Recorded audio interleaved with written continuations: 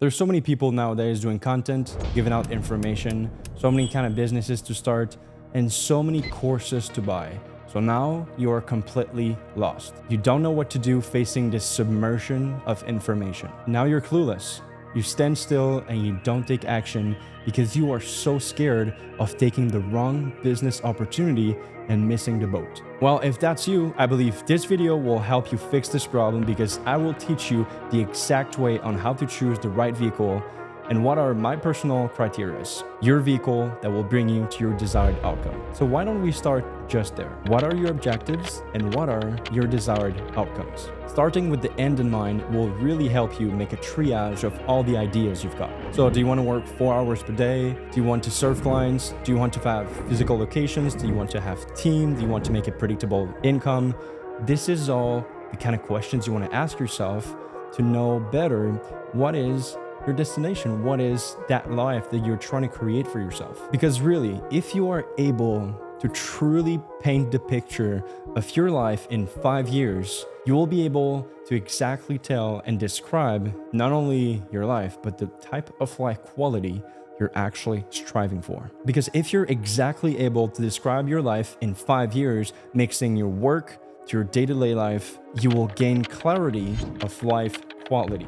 You see, the venture you're going to choose should really be contributing to the life you're trying to live and not dictating how you live. So you clarify the goal and the dream life, so it'll simplify the decision-making process on which vehicle to choose to actually get you there. Now, if you are a bit more advanced, it is really important that you have a bigger picture, a bigger vision, and everything that you do should effortlessly connect to this specific vision.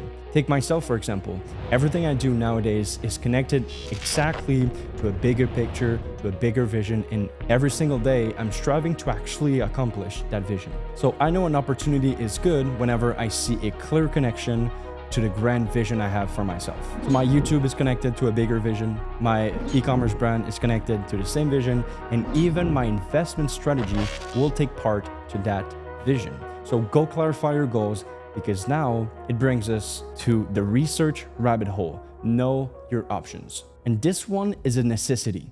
You want to make a top 3 or a top 2 of the businesses you want to start. And then you want to go deep down the research rabbit hole. You want to be able to paint out a clear picture of what you're actually signing up for. What's the required skill level? What's the required capital investment? And even study the competition out there and try to imagine your own positioning in such a market. So you want to list and narrow down to the top 1 or top 2 of the kind of businesses that you want to start. And of course, you need to weigh out the pros and cons of every single business. Now, the major problem I see is the emotional bias. You see, humans tend to forget about rational thinking when they really desire something. They will forget everything else but that in which they're actually interested in. Remove all emotions, all desires, and simply state the facts. Now, let me help you a bit further. I know you're watching this video hoping it fixes your indecisiveness.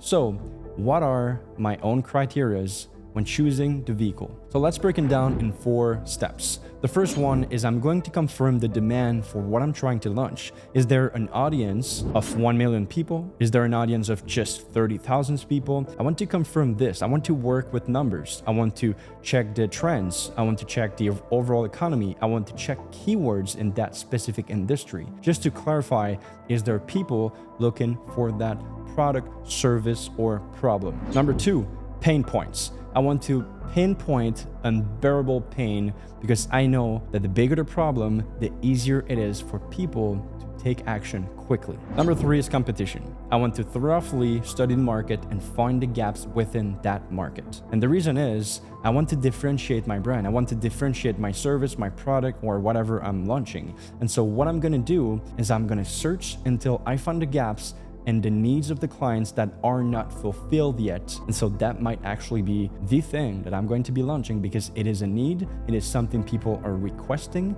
it is a gap in that market that people want and crave. And so there is a buying power within that specific niche. And the number 4, price point. Really simple. I want my brand or my service to be profitable since day 1, if that's possible, or at least within 30 days, within 60 days, but as soon as possible, because I do not want to go 6 months break even and not bringing in the money in. So it is really important to have great margins, because this is also going to be a big differentiator to the competition. If I'm able to compete with others because I have more margins, because I have more money in the bank, this is going to be a big player to my success. You see, it doesn't really need to be much more complicated than this. At least for me, whenever I complicate things, I tend to just get lost and I don't even know what to do. So if you stick to a really simple yet effective framework, you will easily find out what will fit and what won't. So it makes sense that now that you've confirmed a good business to start, you want to make a decision. Ironically,